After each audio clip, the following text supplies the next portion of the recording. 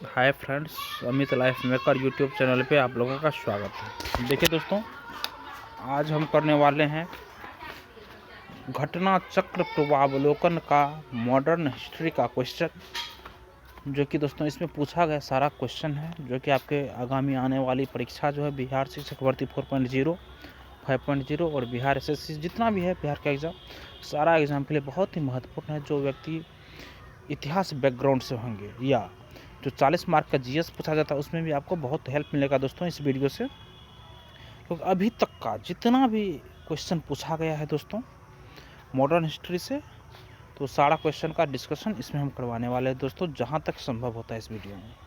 और जो अभी तक मेरा पिछला वीडियो नहीं देखे हैं दोस्तों, जो कि मेरे चैनल पे करेंट अफेयर्स का डेली करेंट अफेयर्स और वीकली करेंट अफेयर्स दोनों दोस्तों चल रहा है, वो जाके देख सकते हैं मेरे प्लेलिस्ट में।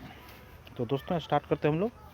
देखिए, पहला क्वेश्चन है दोस्तों आज का, जो कि इसका हम नोट्स कर चुके थे दोस्तों।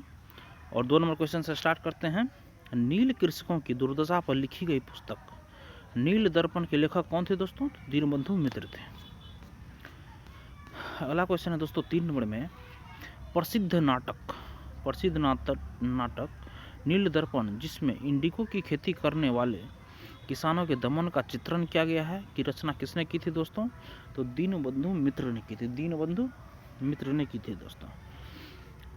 4 नंबर क्वेश्चन है दोस्तों, नील दर्पण नाटक का लेखक कौन था? नील दर्पण नाटक का लेखक कौन था दोस्तों? तो दीनबंधु मित्र। 5 नंबर क्वेश्चन है, निम्नलिखित में से किस कारण से भारत में 20वीं शताब्दी के आरंभ में नील की खेती का ह्रास हुआ था दोस्तों? तो देखिए, नई खोजों के कारण विश्व बाजार में इसका अलाभकर होना, इसी कारण इसका ह्रास हुआ था दोस्तों। देखिए, नील का पौधा मुख्यतः उष्णकटिबंधीय फसल है। 19वीं शताब्दी के अंत तक अधिकांश यूरोपीय देश के उत्पादक कपड़े की रंगाई के लिए भारतीय नील का इस्तेमाल करते थे।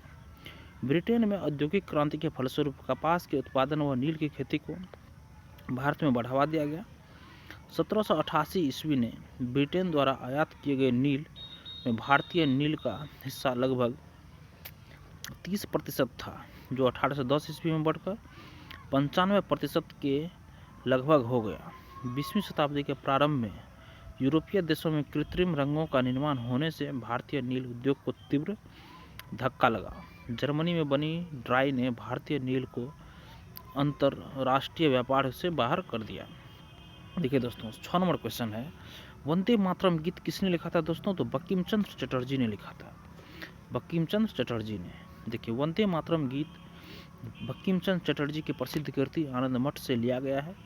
इस उपन्यास का कथानक सन्यासी विद्रोह पर आधारित है। 1896 में कांग्रेस के कलकत्ता अधिवेशन में इसे पहली बार गाया गया था दोस्तों। अगला क्वेश्चन है, आनंद मठ उपन्यास की कथा वस्तु आधारित है किस चीज़ पे? तो सन्यासी विद्रोह पर आधारित है दोस्तों। 8 नंबर क्वेश्चन है, निम्नलिखित विद्रोहों में से किसको बंकिम चंद्र चटर्जी ने अपने उपन्यास आनंद मठ में उल्लेखित करके प्रसिद्ध किया दोस्तों? तो सन्यासी विद्रोह को। 9 नंबर क्वेश्चन है दोस्तों, निम्नलिखित में से किसने अपनी कृतियों द्वारा सन्यासी विद्रोह को ख्याति प्रदान की थी? तो बंकिम चंद्र चटर्जी ने।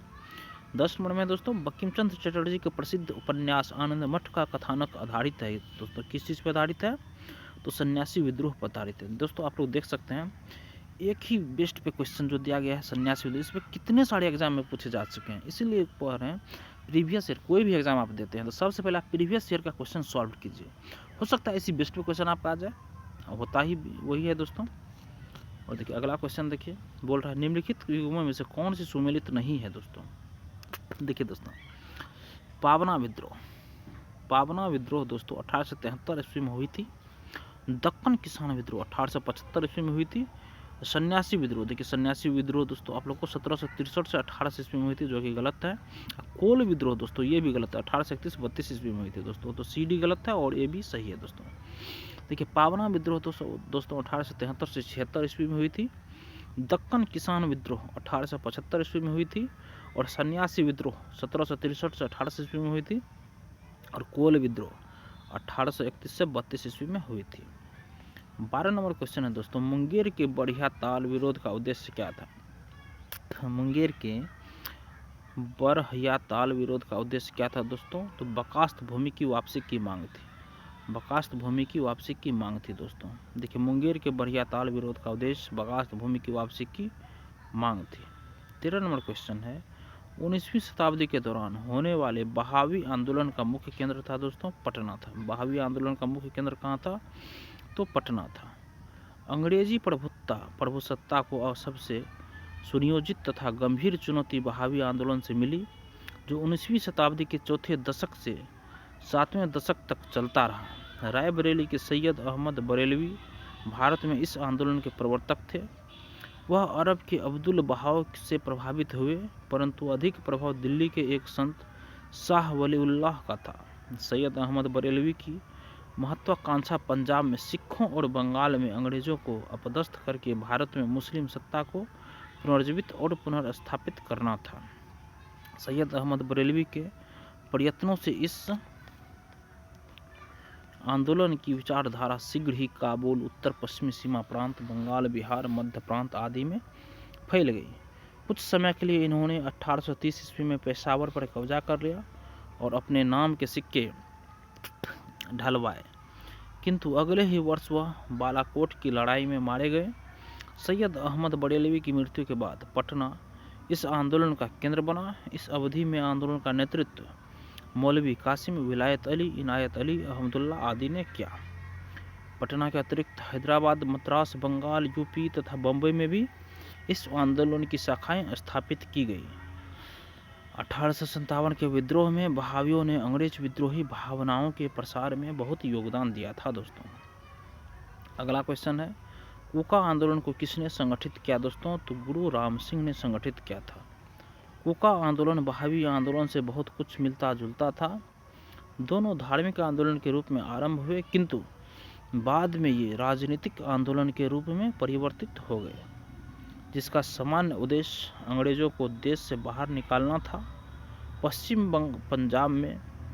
पंजाब में कूका आंदोलन की शुरुआत 1840 ईस्वी में भगत जवाहरलाल द्वारा की गई, जिन्हें मुख्यतः सियान साहब के नाम से पुकारा जाता था। इनका उद्देश्य सिख धर्म में प्रचलित बुराइयों और अंधविश्वासों को दूर कर इस धर्म को शुद्ध करना था, किंतु बाद में यह राजनीतिक आंदोलन में परिवर्तित हो गया, जिसका नेतृत्व राम सिंह ने किया। 1872 ईस्वी में इस आंदोलन के नेता राम सिंह को रंगून निर्वासित कर दिया गया, जहां इनकी 1885 ईस्वी में मृत्यु हो गई दोस्तों। और 15 नंबर क्वेश्चन है, कूका आंदोलन की नींव पड़ी थी दोस्तों? तो पंजाब में पड़ी थी। 16 में है, पागलपंथी विद्रोह वस्तुतः एक विद्रोह था दोस्तों, गारो का विद्रोह था। अगला देखिए दोस्तों, इसका सॉल्यूशन है, पागलपंथ एक अर्धधार्मिक संप्रदाय था। यह वस्तुतः गारो जनजाति से संबंधित विद्रोह था, जिसे उत्तरी बंगाल के करमशाह ने चलाया था। करमशाह के पुत्र तथा उत्तराधिकारी टीपू धार्मिक तथा राजनीतिक उद्देश्यों से प्रेरित थे। उसने जमींदारों के द्वारा मुजारो टेनेंट्स पर किए गए अत्याचारों के विरुद्ध आंदोलन किया। 1825 ईस्वी में टीपू ने शेरपुर पर अधिकार कर लिया तथा राजा बन बैठा। वह इतना शक्तिशाली हो गया कि स्वतंत्र सत्ता का प्रयोग करने लगा और प्रशासन को चलाने के लिए उसने एक न्यायाधीश, एक मजिस्ट्रेट और एक कलेक्टर नियुक्त किया। 17 नंबर क्वेश्चन है दोस्तों, पागलपंथ की स्थापना किसने की थी? तो करमशाह ने पागलपंथ की स्थापना की थी दोस्तों। 18 नंबर क्वेश्चन है, निम्नलिखित में से कौन फराजी विद्रोह का नेता था? तो दादू मियाँ फराजी विद्रोह के नेता थे दोस्तों। देखिए, फराजी लोग बंगाल के फरीदपुर के हाजी शरीयतुल्लाह द्वारा चलाए गए संप्रदाय के अनुयायी थे। ये लोग अपने धार्मिक, सामाजिक तथा राजनीतिक आमूल परिवर्तनों का प्रतिपादन करते थे। शरीयतुल्लाह के पुत्र दादू मियाँ ने बंगाल से अंग्रेजों को निकालने की योजना बनाई। यह विद्रोह 1838 से 1860 के दौरान चलता रहा। अंत में इस संप्रदाय के अनुयायी बहावी दल में सम्मिलित हो गए दोस्तों। 19 नंबर क्वेश्चन है, फराजी कौन थे दोस्तों? फराजी कौन थे? ऑप्शन नंबर ए फर्स्ट सही होगा दोस्तों, हाजी शरीयतुल्लाह के अनुयायी थे। हाजी शरीयतुल्लाह के अनुयायी थे। अगला क्वेश्चन है दोस्तों, वेलुथम्पी ने अंग्रेजों के विरुद्ध आंदोलन का नेतृत्व किया था? तो केरल में क्या था दोस्तों? केरल में वेलुथम्पी ने अंग्रेजों के विरुद्ध आंदोलन का नेतृत्व किया था। अगला क्वेश्चन है, देखिए इसी का सॉल्यूशन है दोस्तों। 1805 में वेलेस्ली ने ट्रावनकोर केरल के महाराजा को सहायक संधि करने पर विवश किया। महाराजा संधि की शर्तों से अप्रसन्न था और इसलिए उसने सहायक संधि संबंधी कर लेने में आनाकानी की तथा यह धन बकाया होता चला गया।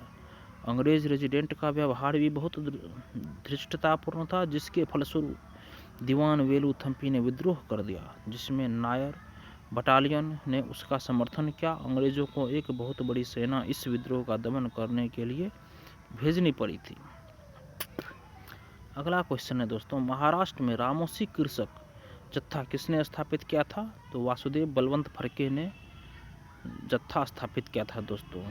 महाराष्ट्र में रामोसी कृषक जत्था वासुदेव बलवंत फड़के ने किया था दोस्तों स्थापित।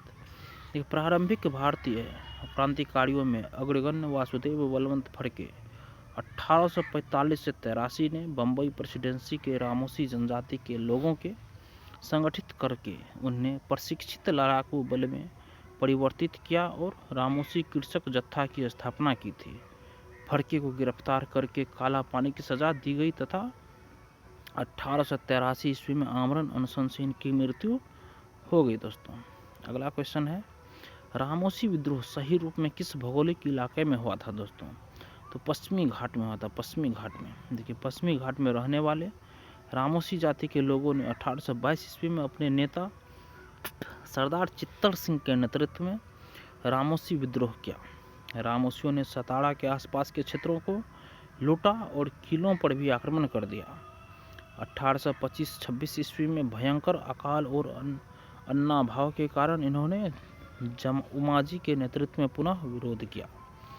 23वां क्वेश्चन है दोस्तों, निम्नलिखित में से कौन सा स्थान गडकरी विद्रोह का केंद्र था दोस्तों? तो कोल्हापुर गडकरी विद्रोह का केंद्र था।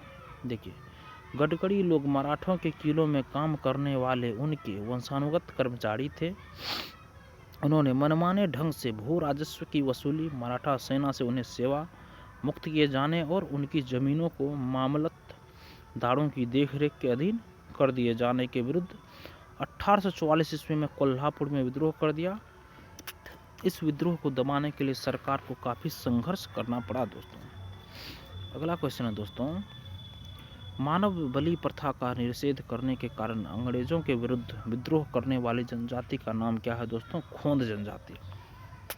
देखिए, खोंद जनजाति के लोग तमिलनाडु से लेकर बंगाल और मध्य भारत तक फैले विस्तृत पहाड़ी क्षेत्रों में रहते थे और पहाड़ी क्षेत्र होने के कारण वे वस्तुतः स्वतंत्र थे। इन्होंने 1837 से 1856 ईस्वी तक अंग्रेजों के विरुद्ध विद्रोह किया। इस आंदोलन का नेतृत्व युवा राजा के नाम पर चक्र बिश्नोई ने किया। इस विद्रोह के मुख्य कारण ब्रिटिश सरकार द्वारा मानव बलि मरीहा को प्रतिबंधित करने के प्रयास, अंग्रेजों द्वारा नए करों का आरोपण और अनेक क्षेत्रों में जमींदारों तथा साहूकारों के प्रवेश से संबंधित थे, जिनके कारण आदिवासियों को अनेक कष्टों का सामना करना पड़ा। अंग्रेजों ने एक मरीहा एजेंसी गठित की जिसके विरुद्ध खोंदों ने विद्रोह किया, परंतु 1855 ईस्वी में चक्र बिश्नोई लुप्त हो गया, जिसके बाद यह आंदोलन समाप्त हो गया दोस्तों। देखिए, 25 नंबर क्वेश्चन है, कोल विद्रोह। देखिए, कोल विद्रोह 1831 से 32 का नेतृत्व किसने किया? तो बुद्धो भगत ने किया था कोल विद्रोह 1831-32 का नेतृत्व।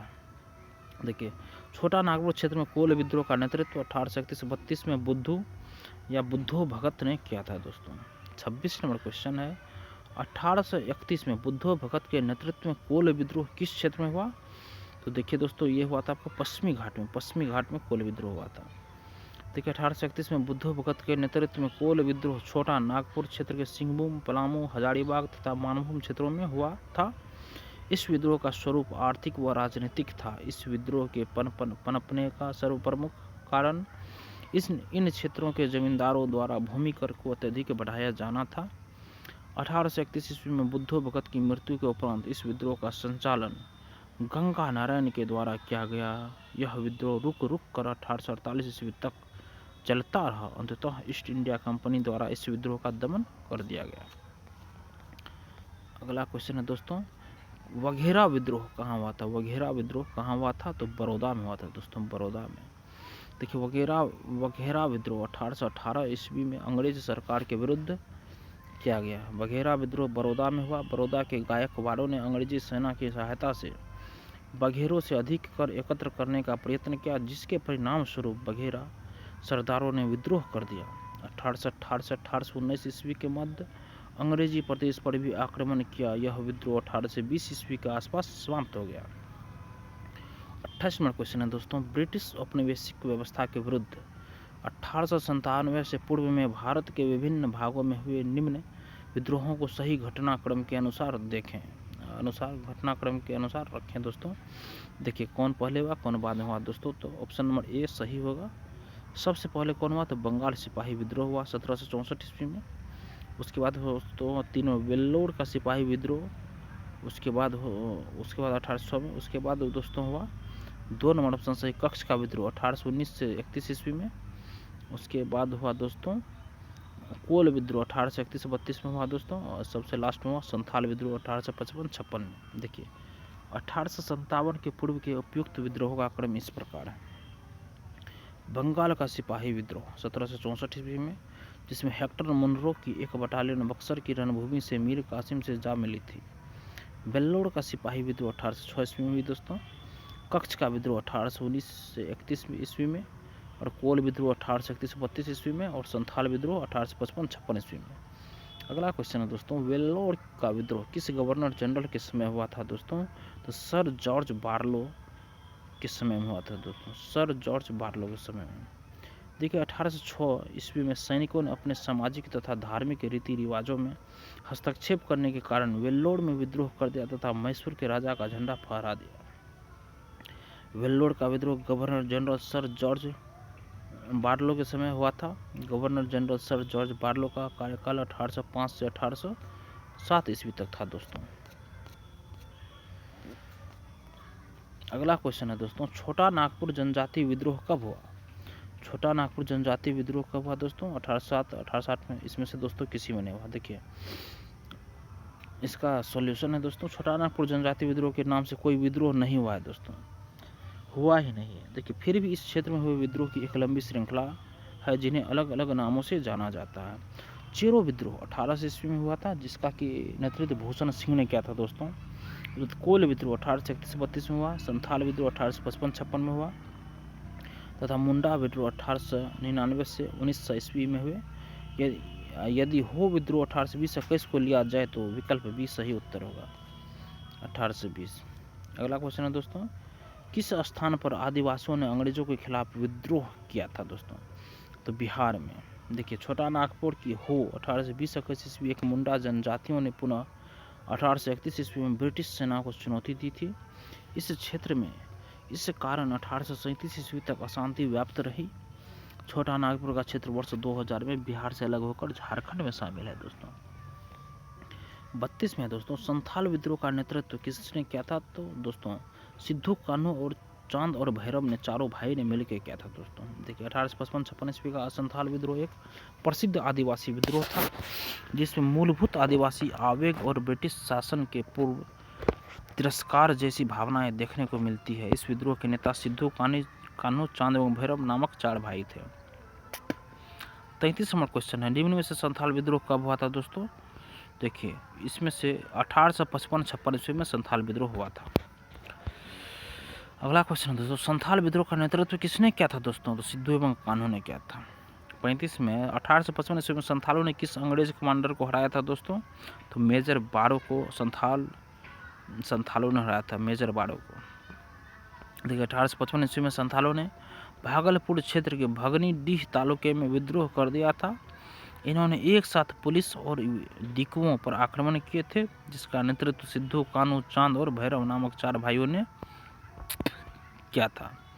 संथाल विद्रोह को दबाने के लिए मेजर बारो के नेतृत्व में एक सेना भेजी गई, जिसे संथालों ने हरा दिया था।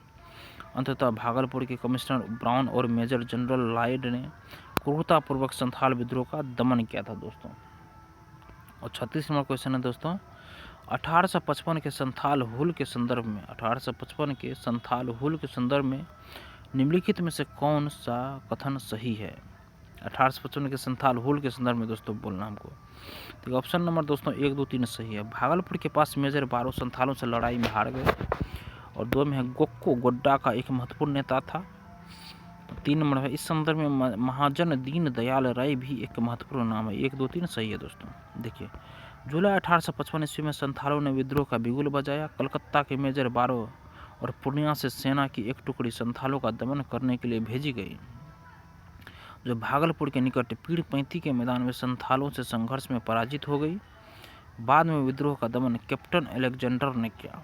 गोड्डा वर्तमान में झारखंड राज्य के अंतर्गत संथाल परगना में आता है। गोक्को यहाँ का एक महत्वपूर्ण नेता था। महाजन दीन दयाल राय की शोषणकर्ताओं में शामिल थे। गंगा घाटी क्षेत्र पर संथालों का वर्चस्व नहीं था। यह विद्रोह भागलपुर से वर्तमान आधुनिक वर्धमान तक फैल गया था दोस्तों। अगला क्वेश्चन है दोस्तों, संथाल विद्रोह के शांत हो जाने के बाद औपनिवेशिक शासन द्वारा कौन से उपाय किए गए दोस्तों? तो देखिए ऑप्शन नंबर दोस्तों इसका सी सही, 1, 2 दोनों सही है। देखिए संथाल परगना नामक राज्य क्षेत्रों का सृजन किया गया। 2 में किसी संथाल का गैर संथाल को भूमि अंतरण करना गैर कानूनी हो गया था दोस्तों। देखिए 1855-56 ईस्वी का संथाल विद्रोह बिहार एवं उड़ीसा का एक प्रसिद्ध आदिवासी आंदोलन था। यह विद्रोह 1856 ईस्वी तक जारी रहा और अंग्रेज सरकार एक बड़ी सैन्य कार्रवाई के बाद इस विद्रोह को दबाने में सफल रही। अंग्रेज सरकार ने अलग संथाल परगना की मांग को मानकर क्षेत्र में शांति स्थापित की। इसके बाद 1855 ईस्वी में भागलपुर और वीरभूम का बंटवारा कर संथाल परगना जिला बनाया गया। साथ ही किसी संथाल आदिवासी का गैर संथाल को भूमि अंतरण गैर कानूनी हो गया। झारखंड में जमीन की खरीद फरोख्त हेतु CNT, छोटा नागपुर काश्तकारी अधिनियम, SPTA संथाल परगना काश्तकारी अधिनियम और शेड्यूल रेगुलेशन एक्ट प्रभावी है। निम्नलिखित और 38वां क्वेश्चन है दोस्तों, निम्नलिखित में से कौन सी घटना महाराष्ट्र में घटित हुई दोस्तों? तो भील विद्रोह महाराष्ट्र में घटित हुई दोस्तों। रंपा कोल संथाल वहाँ घटित नहीं हुई थी। देखिए भील विद्रोह दोस्तों, भीलों की आदिम जाति पश्चिमी तट के खान देश में रहती थी। 1818 से 31 ईस्वी तक इन लोगों ने अपने नए स्वामी अंग्रेजों के विरुद्ध विद्रोह कर दिया। कंपनी के अधिकारियों का कथन था कि इस विद्रोह को पेशवा बाजीराव द्वितीय तथा उसके प्रतिनिधि त्रयंबकजी दांगलिया ने प्रोत्साहित किया था। वास्तव में कृषि संबंधी कष्ट तथा नई सरकार का भय ही इस विद्रोह का कारण था। 1825 ईस्वी में शिवराम के नेतृत्व में इन लोगों ने विद्रोह किया। ब्रिटिश सेना काफी प्रयास के बाद इस विद्रोह को कुचल सकी। कोल विद्रोह रांची, सिंहभूम, हजारीबाग, पलामू और वानभूम के पश्चिमी क्षेत्र में फैला। ये दोस्तों रंपा विद्रोह, देखिए आंध्र प्रदेश के गोदावरी जिले के उत्तर में स्थित रंपा पहाड़ी क्षेत्र में हुआ। आदिवासियों का यह विद्रोह साहूकारों के शोषण और वन कानून के विरुद्ध हुआ। संथाल विद्रोह देखिए 1855-56 ईस्वी में हुआ। यह विद्रोह मुख्यतः भागलपुर से राजमहल के बीच के क्षेत्र में केंद्रित था दोस्तों। अगला क्वेश्चन है दोस्तों, मेवाड़ बांगर और पास के क्षेत्रों के भीलों में सामाजिक सुधार के लिए लसोड़िया आंदोलन का सूत्रपात किसने किया दोस्तों? तो गोविंद गिरी ने किया। तो गोविंद गिरी ने देखिए 19वीं सदी के उत्तरार्ध में सुरजी भगत एवं गोविंद गिरी नामक समाज सुधारकों ने राजस्थान की मेवाड़, डूंगरपुर, बांसवाड़ा, प्रतापगढ़, सिरोही, पाली इत्यादि रियासतों में बसी भील जनजाति में सामाजिक सुधारों के प्रयास किए। गोविंद गिरी ने भीलों को संगठित करने के उद्देश्य से 1883 ईस्वी में सभ्य सभा की स्थापना की थी। गोविंद गिरी को लसोड़िया आंदोलन का प्रवर्तक माना जाता है दोस्तों। 40 नंबर में है उलगुलान विद्रोह किससे जुड़ा हुआ है? उलगुलान विद्रोह किससे जुड़ा था? तो दोस्तों बिरसा मुंडा से उलगुलान विद्रोह जुड़ा था। देखिए मुंडा विद्रोह के नेता बिरसा मुंडा को धरती आबा जगत पिता और इनके विद्रोह को उलगुलान महाविद्रोह या महान हलचल के नाम से जाना गया। यह विद्रोह इस अवधि का सर्वाधिक प्रसिद्ध आदिवासी विद्रोह था। मुंडों की पारंपरिक सामूहिक खेती वाली भूमि व्यवस्था, फुटकटी या मुंडारी की जमींदारी या व्यक्तिगत भू स्वामित्व वाली भूमि व्यवस्था में परिवर्तन के विरुद्ध मुंडा विद्रोह की शुरुआत हुई, लेकिन कालांतर में बिरसा ने इसे धार्मिक राजनीतिक आंदोलन का रूप प्रदान किया। मुंडा आदिवासियों का विद्रोह 1899 से 1900 के बीच हुआ। 1895 ईस्वी में बिरसा ने अपने आप को भगवान का दूत घोषित किया और हजारों मुंडाओं का नेता बन गया।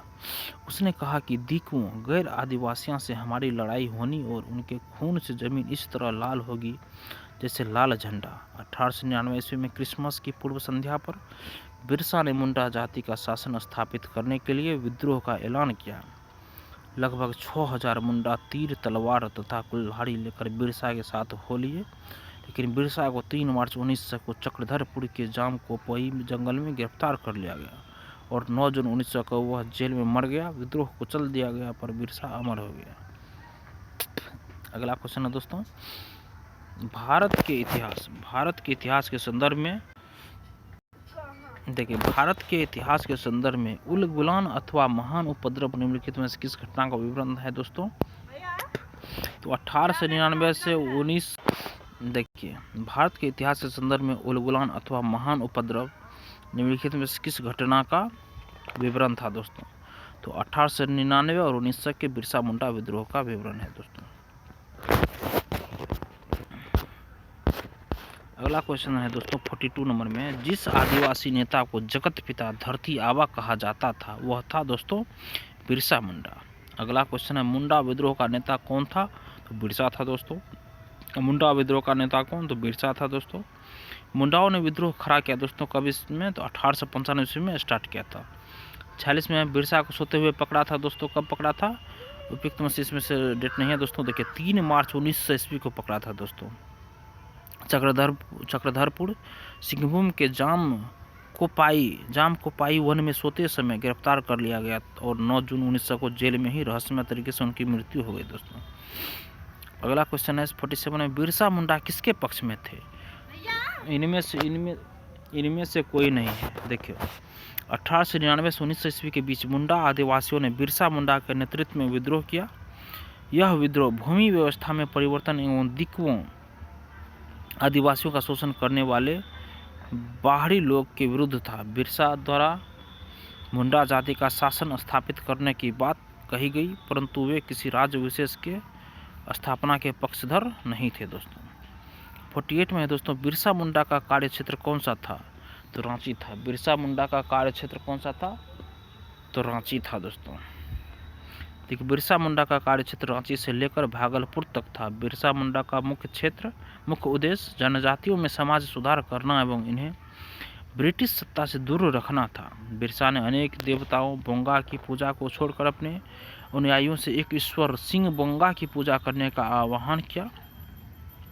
मुंडा विद्रोह को दबाने के लिए ब्रिटिश सरकार ने सैनिक शक्ति का प्रयोग किया। 49 नंबर में है दोस्तों, जनजातीय लोगों के संबंध में आदिवासी शब्द का प्रयोग किया था। तो ठक्कर बापा ने किया था। ठक्कर बापा ने किया था दोस्तों। इसमें ठक्कर बापा ने जनजातीय लोगों के संबंध में आदिवासी शब्दों का प्रयोग किया था। ये हरिजन सेवक संघ के महासचिव थे। वर्ष 1933-34 के दौरान इन्होंने गांधी जी के साथ हरिजनों की दशा देखने जानने के लिए भारत का भ्रमण किया। ये सर्वेंट ऑफ इंडिया सोसाइटी के निष्ठावान सदस्य भी थे। 50 नंबर क्वेश्चन है, भारत में 19वीं शताब्दी के जनजातीय विद्रोह के लिए निम्नलिखित में से कौन से तत्व ने साझा कारण मुहैया किया दोस्तों? ठीक है, ऑप्शन नंबर डी सही है। जनजातीय समुदाय की प्राचीन भूमि संबंधी व्यवस्था का संपूर्ण विदारण। देखिए 51 में है दोस्तों, हौज विद्रोह हुआ। कब हुआ था? तो 1820-21 ईस्वी के दौरान। देखिए हो विद्रोह 1820-21 ईस्वी में हुआ था, जिसका केंद्र बिहार का संथाल परगना था। अगला क्वेश्चन है, खैरवार आदिवासी आंदोलन कब हुआ? खैरवार आदिवासी आंदोलन कब हुआ? तो 1874 ईस्वी में खैरवार आदिवासी आंदोलन हुआ था दोस्तों। देखिए खैरवार आदिवासी आंदोलन भागीरथ माझी के नेतृत्व में 1874 ईस्वी में हुआ था। 53 में है, संभलपुर के अनेक ब्रिटिश विरोधी विद्रोहों का नेता निम्नलिखित में से कौन था? तो सुरेंद्र साई। संभलपुर की गद्दी के दावेदार सुरेंद्र साई ने यहाँ ब्रिटिश विरोधी आंदोलनों का नेतृत्व किया। 1862 ईस्वी में उसने आत्मसमर्पण कर दिया। 54 नंबर क्वेश्चन है कि इन घटनाओं का सही कालक्रमानुसार कौन सा है दोस्तों? सबसे पहले देखिए संथाल विद्रोह 1855-56 में हुआ। उसके बाद सिपाही विद्रोह 1857 में हुआ। फिर नील विद्रोह 1859 से 60 में हुआ, और फिर बाद में दक्कन विद्रोह 1875 में हुआ। तो 4-2-1-3 आंसर होगा, 2-4-1-3 होगा दोस्तों। देखिए संथाल विद्रोह 1855-56 में हुआ, सिपाही विद्रोह 1857 में, नील विद्रोह 1859-60 में, और दक्कन दंगे 1875 ईस्वी में हुआ। अगला क्वेश्चन है 55 नंबर में, 1857 के पश्चात निम्नलिखित लोकप्रिय आंदोलन हुए। निम्नलिखित लोकप्रिय आंदोलन कब हुए? तो 2-3-4 कि नील क्रांति 1857 के बाद की बात है दोस्तों। नील क्रांति 1859-60 में हुई, दक्कन कृषक दंगे 1875 ईस्वी में, और बिरसा मुंडा उड़ा हुआ 1899-1900 ईस्वी में, और संथाल विद्रोह 1855-56 में हुआ था दोस्तों। इसीलिए इसका 2-3-4 आंसर सही होगा, बी नंबर। देखिए संथाल विद्रोह 1855-56 ईस्वी में, नील विद्रोह 1859-60 ईस्वी में, दक्कन कृषकों के दंगे 1875 ईस्वी में, तथा बिरसा मुंडा विद्रोह 1899 से 1900 ईस्वी में हुआ था। अतः स्पष्ट इसका अभिष्ट उत्तर बी होगा दोस्तों। 56 में दोस्तों, सूची 1 को सूची 2 से सम्मिलित करना। देखिए मोपला विद्रोह दोस्तों केरल में हुआ था। पावना विद्रोह कब हुआ था? बंगाल में हुआ था। एका आंदोलन दोस्तों अवध में हुआ था, और बिरसा मुंडा विद्रोह बिहार में हुआ था दोस्तों। देखिए वर्ष 1921 में मोपला विद्रोह मालाबार केरल में, पावना विद्रोह 1873 ईस्वी से 1876 ईस्वी तक पावना बंगाल में, एका आंदोलन अवध में 1921 ईस्वी में, तथा बिरसा मुंडा विद्रोह तत्कालीन बिहार में 1899 से 1900 ईस्वी में हुआ था। 57 में सूची को मिलान करना है दोस्तों, विद्रोह, आंदोलन और वर्ष को सम्मिलित करना है दोस्तों। देखिए इसका आंसर सही हो जाएगा। देखिए इसका आंसर नंबर, देखिए इसका तेभागा आंदोलन। देखिए सबसे पहले तेभागा आंदोलन दोस्तों 1946 से 47 ईस्वी में हुआ था, और मोपला विद्रोह 1921 ईस्वी में हुआ था। पावना किसान विद्रोह 1873-74, पावना किसान विद्रोह तो 1873 से 74 ईस्वी में हुआ, और बंगाल नील विद्रोह 1859 से 60 ईस्वी में हुआ था। देखिए इस प्रश्न सम्मेलन में पावना कृषक विद्रोह का वर्ष 1879 से 80 दिया है, जो कि गलत है दोस्तों। शेष 3 का सम्मेलन सही है दोस्तों। 58 में देखिए आंदोलन को सम्मिलित करना है, इसका आंसर बी सही है दोस्तों। 2-3-1-4 होगा। देखिए पावना आंदोलन कब हुआ था? 1873 से 85 में, और एका आंदोलन कब हुआ दोस्तों? 1922 में। एका आंदोलन 1922 में हुआ। उसके बाद दोस्तों हुआ संथाल विद्रोह 1855-56 में, और ताना भगत कब हुआ? 1914 ईस्वी में हुआ। देखिए पावना विद्रोह 1873 से 85 में, एका आंदोलन 1922 में, संथाल विद्रोह 1855-56 में, ताना भगत आंदोलन 1914 ईस्वी में हुआ। अगला क्वेश्चन है, एका आंदोलन का प्रारंभ किया गया था? तो उत्तर प्रदेश के हरदोई, बाराबंकी एवं अन्य स्थानों के किसानों द्वारा दोस्तों। एका आंदोलन 1921 से 22 का प्रारंभ उत्तर प्रदेश के हरदोई, बहराइच, सीतापुर आदि जिलों में किसानों द्वारा प्रारंभ किया गया था। इन आंदोलन का मुख्य मुद्दा निर्धारित लगान से 50% अधिक लगान वसूलना था। इस आंदोलन का नेतृत्व पिछड़ी जाति के मदारी पासी ने किया था। 60 नंबर क्वेश्चन है सूची 1 सेकंड का। देखिए रंपा विद्रोह, इसमें 4 विद्रोह, उसको सम्मिलित करना है। देखिए रंपा विद्रोह कब हुआ था दोस्तों? रंपा विद्रोह हुआ था 1879 से 80 ईस्वी में। 1879 से 80 ईस्वी में। पावना किसान विद्रोह कब हुआ था? 1873 से 76 ईस्वी में हुआ था। उसके बाद बंगाल नील विद्रोह 1859 से 60 में, और जयंतिया विद्रोह कब हुई थी दोस्तों? 1860 से 63 ईस्वी में हुआ था दोस्तों। तो बी नंबर ऑप्शन सही है। बंगाल नील विद्रोह 1859 से 60 ईस्वी, पावना किसान विद्रोह 1873 से 76 ईस्वी, रंपा विद्रोह 1879 से 80 ईस्वी, और जयंतिया विद्रोह 1860 से 63 ईस्वी। 60 नंबर क्वेश्चन है दोस्तों, 1921 का मोपला विद्रोह कहाँ हुआ था? तो केरल में हुआ था। देखिए मोपला विद्रोह केरल के मालाबार क्षेत्र में वर्ष 1921 में हुआ था। यहाँ पर काश्तकार अधिकतर बटाईदार मुसलमान थे तथा जमींदार अधिकतर हिंदू थे। आंदोलन जमींदारों के शोषण के खिलाफ था दोस्तों। अगला क्वेश्चन है दोस्तों कि मोपला आंदोलन 1921 में कहाँ हुआ था? तो ये दोस्तों आपको पता ही है कि मालाबार में हुआ था, जो कि केरल में। 1921 का मोपला विद्रोह हुआ था दोस्तों, तो मालाबार में हुआ था। देखिए दक्षिणी मालाबार केरल के मुसलमान पट्टेदारों, कनामदार तथा खेतिहर वेरुपमटदार को मोपला कहते हैं। यहाँ जमींदार हिंदुओं की ऊंची जातियों, नामुदरी तथा नायर जातियों से थे। वर्ष 1921 के मोपला विद्रोह के 2 कारण थे। पहला जमींदारों का अत्याचार, दूसरा अंग्रेजी सरकार की खिलाफत विरोधी नीतियाँ दोस्तों। अब घटनाएं और तिथियां को सुमेलित करना है दोस्तों। देखिए ऑप्शन नंबर ए सही है। बैरकपुर विद्रोह कब हुई थी दोस्तों? बैरकपुर ये नवंबर 1824 में हुआ था। और बरहामपुर विद्रोह कब हुआ था? तो फरवरी 1857 में। और संथाल विद्रोह 1855-56 में।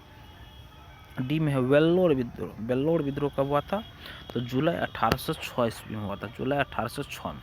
देखिए बैरकपुर विद्रोह नवंबर 1824 में, बरहामपुर विद्रोह फरवरी 1857 में, संथाल विद्रोह 1855-56 में और वेल्लोर विद्रोह जुलाई 1806 ईस्वी में हुआ था।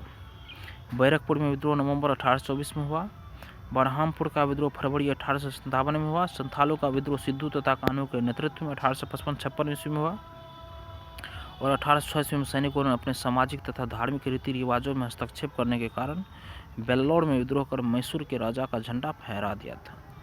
65 नंबर क्वेश्चन है दोस्तों, सूची फर्स्ट सेकंड को सुमेलित कीजिए विद्रोह वर्ष को।